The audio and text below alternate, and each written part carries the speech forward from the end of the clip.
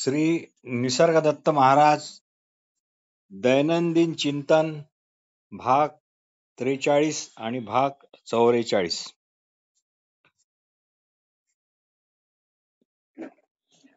जे विचार आपल्यात येतात त्याला आपण माझे विचार असे म्हणतो.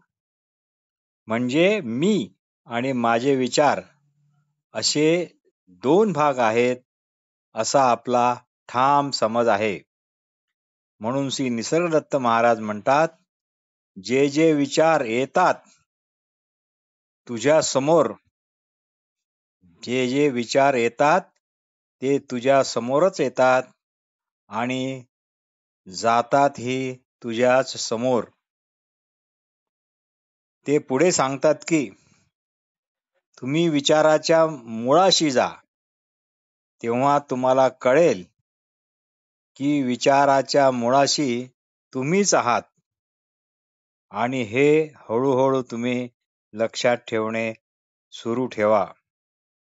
विचाराच्या मुळाशी जा म्हणजे विचाराची प्रक्रिया नीट समजावून घ्या. विचारामध्ये फार मोठा भ्रम निर्माण करण्याची शक्ती मुळातच आहे, अंगीभूत आहे. विचाराला आपलेच सातत्य टिकावे असे वाटत असते.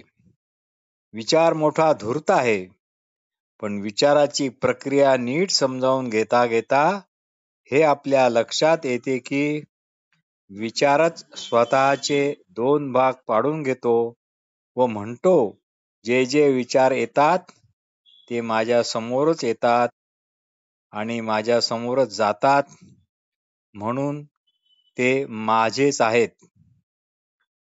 विचाराला सातत्य हवे असते. असे सातत्य हवे असणारा विचारच स्वतःला विचारक म्हणून मिरवतो. म्हणजे मी आणि माझे विचार असे द्वैत निर्माण करतो. पण जेव्हा आपण या विचाराच्या मुळाशी जातो तेव्हा हा सगळा प्रकार उघड होतो. हा सर्व प्रकार लक्षात येतो. ज्यामुळे हा प्रकार लक्षात येण्याची प्रक्रिया शक्य होते तेच आपले मूळचे, अगोदरचे, आधीचे असे असणे पण होय. म्हणूनच श्री निसर्गदत्त महाराज म्हणतात, जे विचार येतात ते तुझ्या समोरच येतात आणि तुझ्या समोरच जातात आणि त्यांच्या मुळाशी असणेपणाच्या स्वरूपात तूच आहेस. यालाच स्वरूप ज्ञान असे म्हणतात. प्रत्येक अनुभवाच्या मागे किंवा आधी किंवा अगोदर तूच आहेस असे श्री महाराज म्हणतात. आणि मी आहे हा अनुभव व्यक्ती नाही, तो व्यक्त आहे. मी आहे हे आपले मूळ स्वरूप आहे आणि मी म्हणणारे जे आहे तो एक महाभ्रम आहे. पण त्यालाही आधार म्हणून मुळाशी मीच आहे हे आहोपणच आहे. या मीवरच मीचा डोलारा उभा आहे. पण आपले लक्ष आपल्या विचाराच्या मुळाकडे कधीच नाही, म्हणजेच अगोदरपणाकडे नाही. त्यामुळे मी हा भ्रम आपोआपच दृढ झाला आहे. कोण्याही व्यक्तीला काहीही सत्ता नाही. हा आपला रिझल्ट तर लागलेलाच आहे. किंबहुना सर्वासाठी तो तयारच आहे. जे कळते ते आपण नव्हे, तर ज्यामुळे कळते ते आपण, किंवा ज्यामुळे कळणे शक्य होते ते कळणे पण, ते प्रकाशत्व आपण आहोत.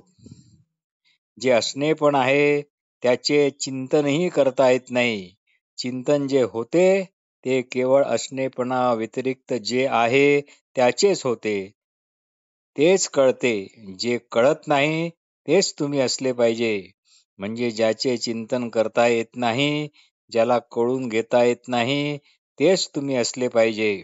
म्हणून श्री निसर्गदत्त महाराज म्हणतात, आत्मतत्व स्वरूप धर्माने अचिंत्य आहे. तात्पर्य जे जे कळते ते आपण नाही. वास्तविक पाहता स्वरूप धर्म हा ध्यानाचा विषय नाही, फक्त तो असण्याचा विषय आहे. फक्त असा, स्वस्थ बसा. ऐकलेले फक्त लक्षात ठेवून त्याचेच मनन करा. फक्त मननाचा आग्रह एवढाच ठेवा, करायचे काहीच नाही. सापाचे भय असते मान्य, पण दोरीवरच्या नसलेल्या सापाचे भय काय कामाचे?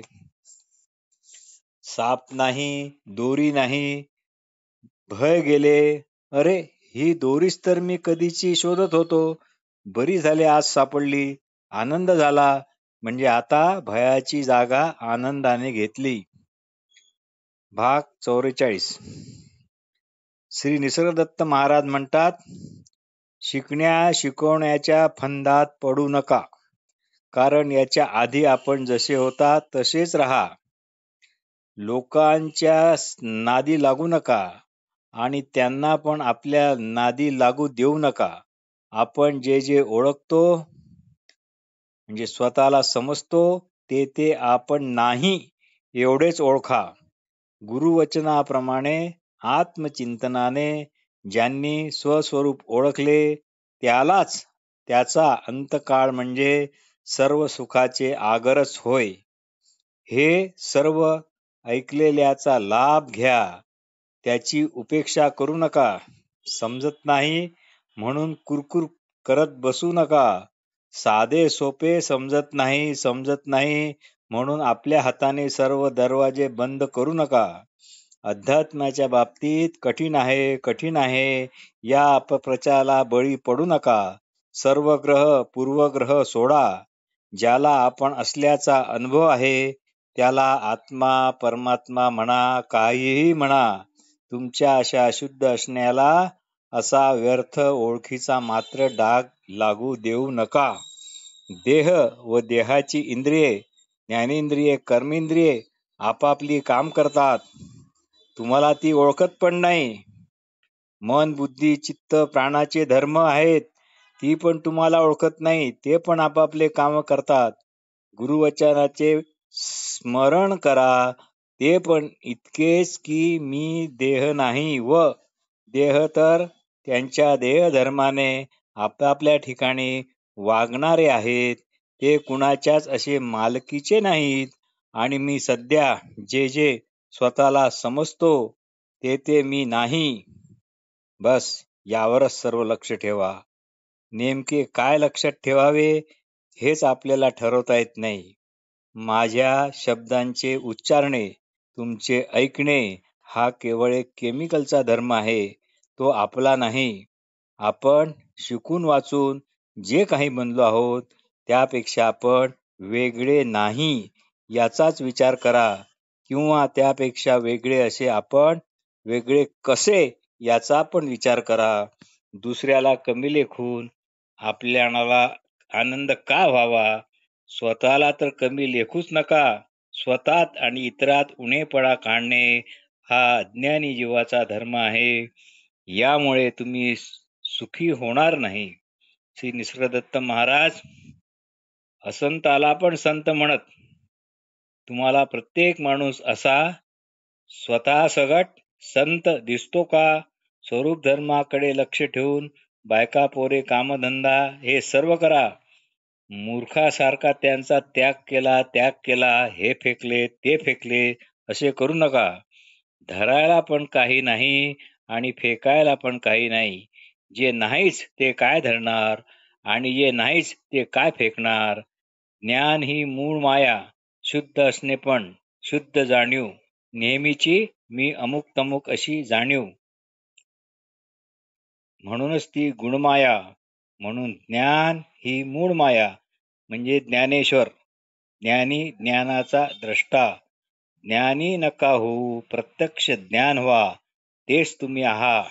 तुम्ही ज्ञानी नाही व तसे समजू पण नका. परोक्ष ज्ञान म्हणजे त्याची हकीकत कानावर केवळ पडलेली पण परोक्ष ज्ञान म्हणजे ज्याची हकीकत ऐकली तेच तर आपण आहोत असा आत्मबोध.